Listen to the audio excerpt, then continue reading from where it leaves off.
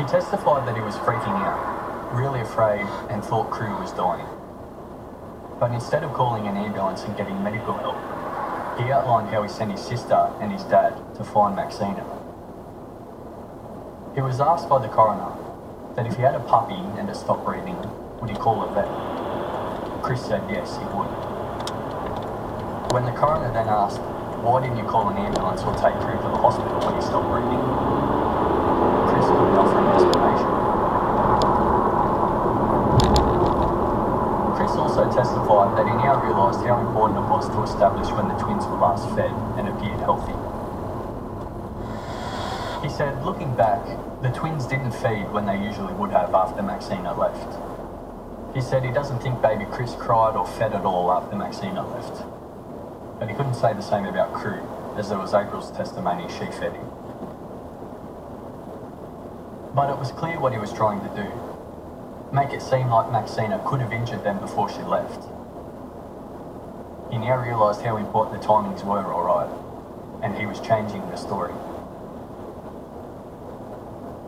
But the 3 statements he gave to police were done 1 before and 2 soon after the twins' death, which was now 4 years ago.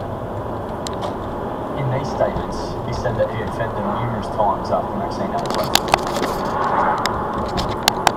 When asked the reason for his change in his story, Chris's defence claimed he hadn't told the truth to the police because he was a simple boy and he didn't want the police to think he was a bad father by not having fed the twins that night at all. The coroner wasn't buying it. And Chris himself conceded in cross-examination what he said in his police interviews 4 years earlier would have been his best recollection of what had occurred. Not now. The coroner asked Chris about his time alone in the room with the twins, just prior to when Crew stopped breathing. The coroner asked him, what was he doing in there? Chris replied, I think I was picking up stuff off the ground. The coroner said, it wouldn't take 3 minutes to pick up stuff, would it? Chris said no. The coroner said, so what else were you doing? Chris said, I can't remember what I was doing. The coroner found that Chris's behaviour was consistent with trying to avoid medical authorities, as he knew the twins were in a bad way. He was scathing.